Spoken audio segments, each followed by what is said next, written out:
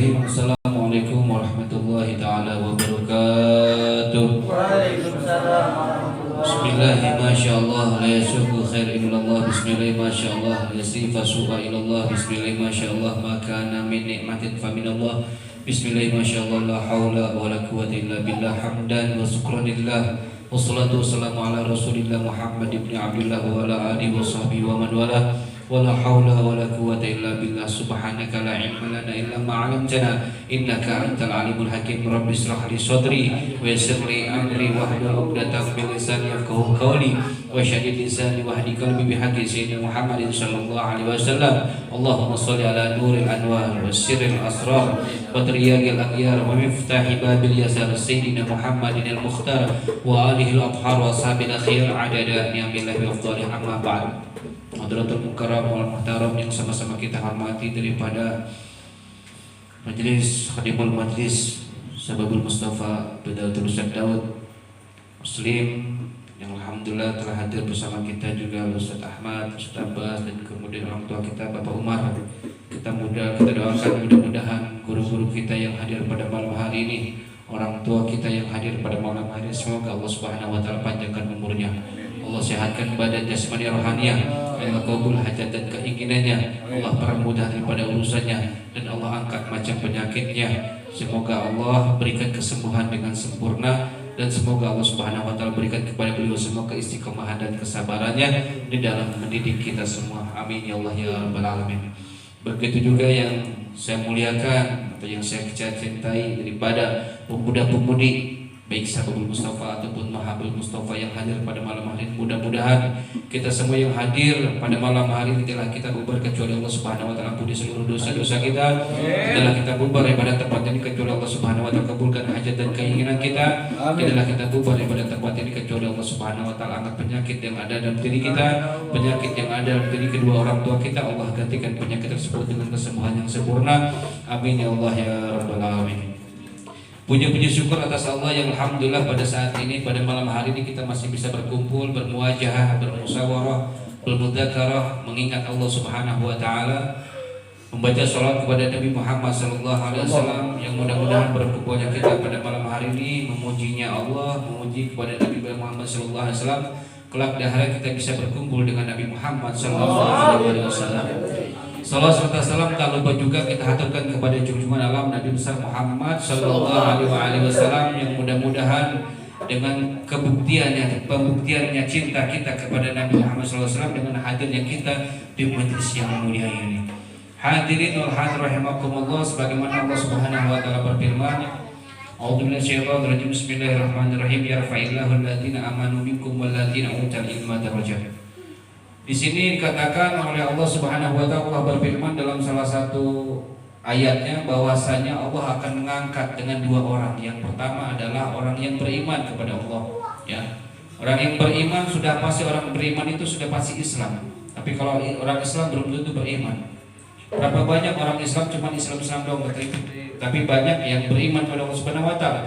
Sebagaimana dikatakan dalam Al-Qur'an itu banyak ya ayyuhalladzina amanu semua beriman. Ya. Makanya semua nasi itu beriman, bukannya ayuhal Islam, bukan, tapi orang yang beriman. Orang yang beriman sudah pasti Islam. Itu akan diangkat derajatnya oleh Allah Subhanahu wa taala. Kemudian yang kedua, siapa yang kedua yang akan diangkat oleh Allah Subhanahu wa taala derajatnya? Yaitu orang-orang utul ilma darajat, itu orang-orang yang mencari ilmu. Ya insya Allah mudah-mudahan kita termasuk daripada orang yang mencari ilmu yang akan diangkat derajatnya oleh Allah Subhanahu wa taala. Tapi ingat, sungguh dahsyat orang yang cobaan daripada orang menuntut ilmu. Sebagaimana orang yang menuntut ilmu itu, ketika kita mendapatkan ilmu ya harus kita amalkan. Sebagaimana dikatakan dalam Sahihul Zubat mengatakan bahwa wa kullu man bi ghairi ilmin ya'malu amaluhu mardudatun la tuqbalu. Setiap amal tanpa ilmu, maka semua amaliah kita tidak akan diterima oleh Allah Subhanahu wa taala, ditolak. Oleh karena itu, sungguh banyak ibadah yang namanya cobaan bagi seorang yang menuntut ilmu. Bahkan dikatakan lagi bahwasanya fa'alimun bi ilmihi lam ya'malan mu'adzabun min qabli ubadil wasat. Itu yang paling dahsyat. Orang yang punya ilmu yang tidak mengamalkan daripada ilmunya, maka akan diadab oleh Allah sebelum orang-orang yang menyembah berhala. Ya sungguh luar biasa. Makanya godaan kita banyak orang yang menuntut ilmu itu.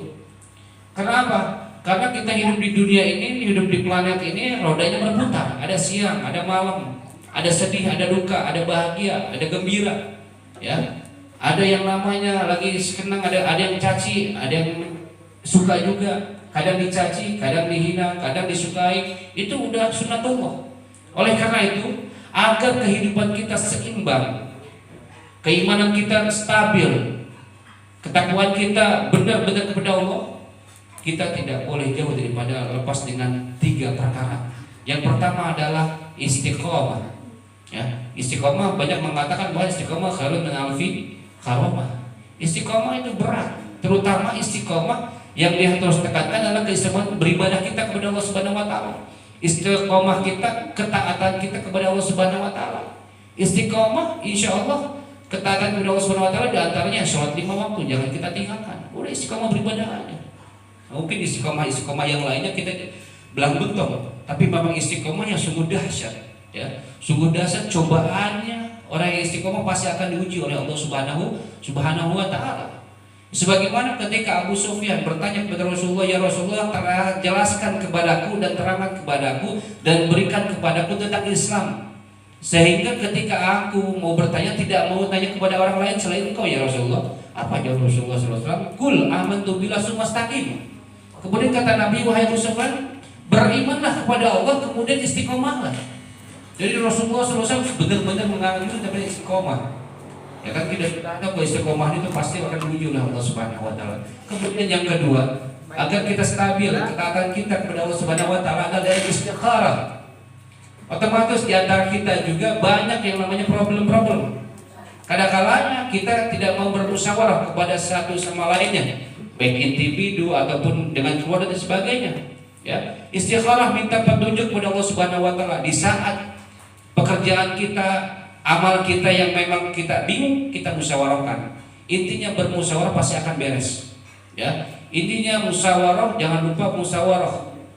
Ya, maksudnya gimana? Istikharah minta kepada Allah Subhanahu wa taala petunjuk yang baik. Petunjuk daripada Allah Subhanahu wa taala, ya. Sebagaimana Nabi Muhammad SAW datangi daripada malaikat Jibril. Ketika malaikat Jibril datang kepada Rasulullah memberikan yang namanya pandangan ataupun solusi kepada Rasulullah, apa? Ya Muhammad isma' syi'ta fa innaka mayyit. Wahai Muhammad, hiduplah sesuka engkau, maka sesungguhnya engkau hidup sesuka kamu, maka kematian akan menjemputmu. Itu dikasih solusi oleh malaikat Jibril kepada Nabi Muhammad.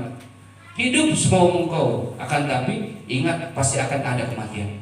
Kemudian yang kedua, ya, wahbib masyita fa innaka mufarik.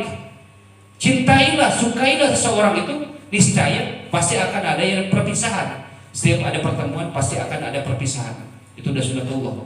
Kemudian yang terakhir, wa amal masyita fa innaka mazyun bi. Amalkanlah perbuatanmu, kerjakanlah sesukamu selama di dunia ini, maka sesungguhnya setiap apapun yang kita lakukan di dunia ini pasti mazyun bih, pasti akan dimintai pertanggungjawaban oleh Allah Subhanahu wa taala. Oleh karena itu hadirin wal hadirat rahimakumullah, ya. Kemudian yang terakhir adalah yang namanya istighfar.